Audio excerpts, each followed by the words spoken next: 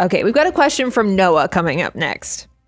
It says, my wife and I are 25 and we are on step 5 of the financial order of operations, maxing out our Roth IRA, which currently holds $20K, which is awesome. We have not yet invested in our HSA.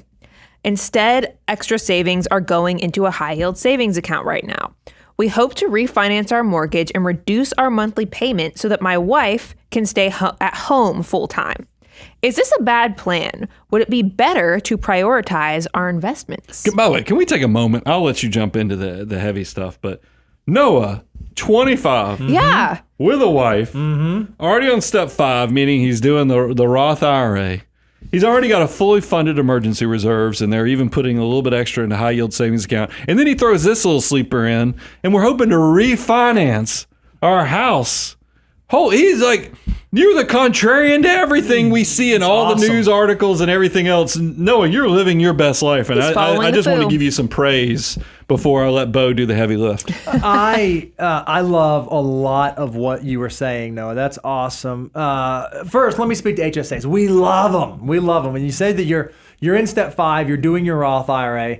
If there were additional funds available for investing, we think that HSAs are an amazing tool to use because they are triple tax advantage. You get a tax deduction on the front end. You can then invest those dollars to grow tax deferred. And then if you use it for qualified medical expenses or you reimburse yourself for past qualified medical expenses, they are completely tax free. So yes, we love HSAs.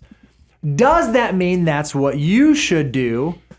Unclear at this point. Let me tell you why. He did give an indicator, though. Well, he said that his wife's about to stay home. He said his wife is about to change. Anytime you go through like a major life circumstance. Now, if you're in step 5, I'm going to assume that you have a fully funded emergency reserve. Step 4 is complete. You've got 3 to 6 months of living expenses.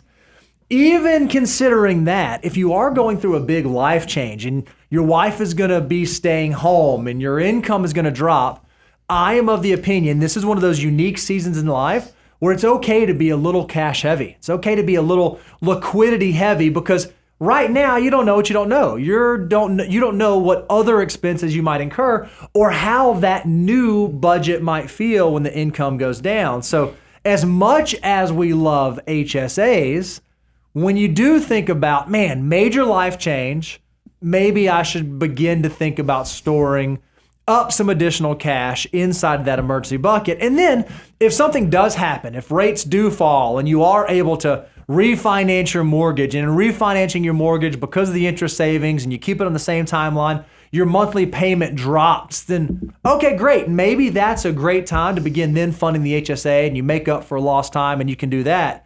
I don't think it's crazy to have cash on his side right now given this stuff. Oh, for sure. But I'm talking about health savings accounts. There is nothing wrong. I think a lot of people think that you're actually hurting your employer when you reach open enrollment and you choose the Cadillac plan that has just like co-pays and is super great but doesn't qualify for health savings account, or you make the decision of doing the high deductible health plan, which puts more of it on your shoulders, but then you get to that tax deduction and the triple tax advantage and all the other great things we love that make it part of step 5 with the health savings account.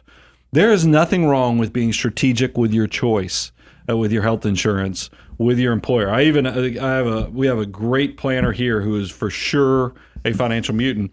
And when I saw their choice on their health insurance earlier in the year, I was like, I wonder if they're doing some family planning because it was just unique to see this financial mutant go from high deductible health plan, loading up their retirement plan, to all of a sudden they switched to the Cadillac health insurance. And I was like, kind of makes you say, things that make you go, And sure enough, because now we're halfway through the year and it has been shared with everybody at the firm that they are a growing family, I think it's brilliant. Mm-hmm. And that's what I would encourage you, Noah. If you're obviously fast tracking a lot of good decision making, you're also doing a lot of life very quickly.